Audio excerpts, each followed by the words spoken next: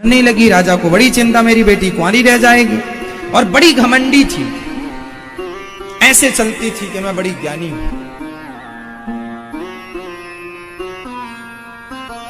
थोड़ा सा ज्ञान व्यान किसी को हो जाए, 2-4 बुक पढ़ ले तो आदमी फिर ऐसे कहां चलता है, ऐसे ही चलता है। विद्योत्तमा को क्या हो गया?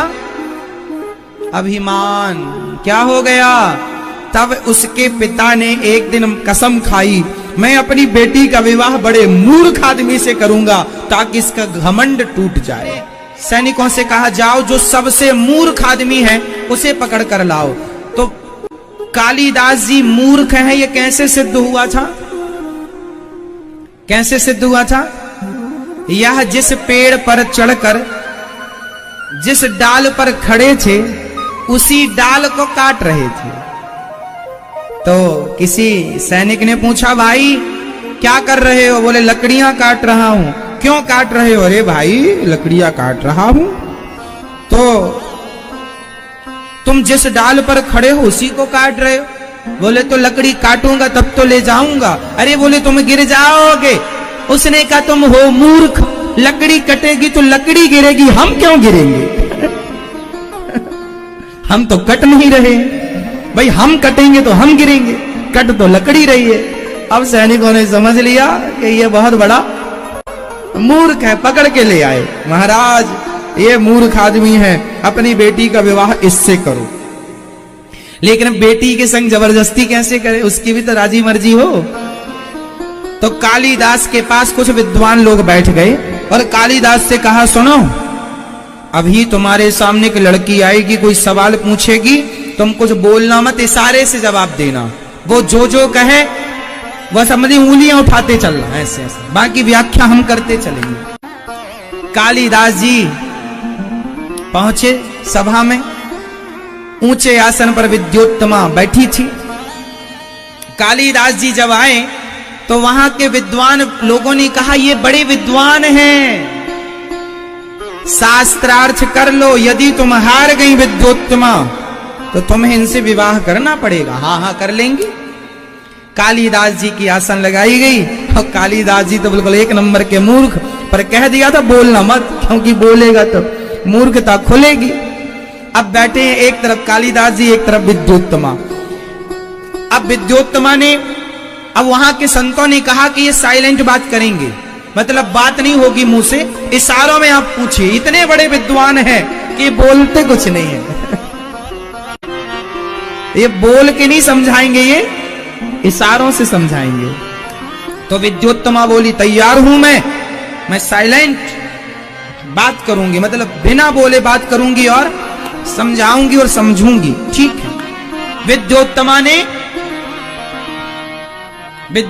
ने कहा,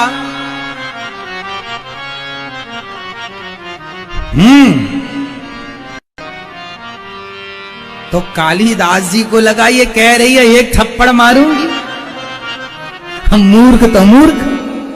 कालिदास जी ने कहा, तू एक मारेगी? मैं 2 जमाऊंगा तेरे गालों में। विद्योत्तमा ने पूछा, क्या ब्रह्म एक ही है? अब विद्योत्तमा ने कहा, इससे कठिन सवाल पूछते। विद्योत्तमा ने कहा,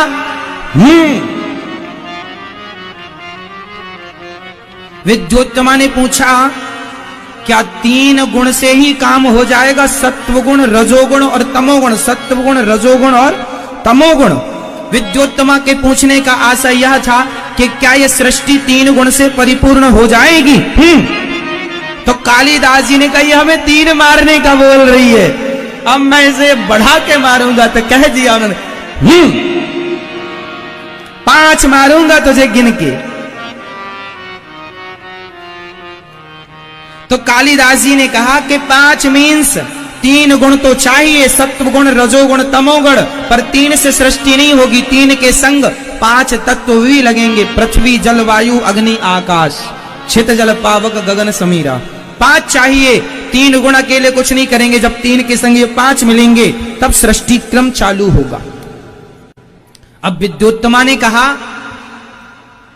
तो विद्योत्तमा ने कहा, अब विद्योत्तमा आगे बढ़ी। 3 से वो बोली विद्योत्तमा, क्या 5 पर्याप्त हैं? जो आप कह रहे हैं कि 5, पृथ्वी जल वायु अग्नि आकाश, तो कह दिया विद्योत्तमा ने। तो कालिदास जी बोले ये हमें थप्पड़ मारने का बोल रही है। तो कालिदास जी बोले तुझे मैं घूंसा मारूंगा, घूंसा। तो ऐसी मुट्ठी बांध ली उन्होंने, और ऐसी मुट्ठी बांध के कहा तू मारेगी ना तो समझ लेना। ऐसे 5 को मिलाकर एक मुट्ठी बांध ली कालिदास जी ने। इस आशय, इससे क्या अर्थ निकला? इससे यह अर्थ निकला कि 5 तत्व तो हैं, पृथ्वी जल वायु अग्नि आकाश, पर 5 से काम नहीं होगा। 5 जब मिलकर एक ये संगठित हो जाएंगे, जब एक ही शरीरों में 5 समाएंगे, तब शरीर की सत्ता होगी। 5 अलग अलग रहेंगे तो सत्ता नहीं। भाई पृथ्वी अलग भागे, जल अलग भागे, वायु अलग, तो शरीर थोड़ी तैयार होगा। जब 5 एक, इसलिए एक ठूसा मारेंगे तुझे। एक ठूसा कहा, मुठिका, एक महाकपि हनी मुठिका मिलके एक।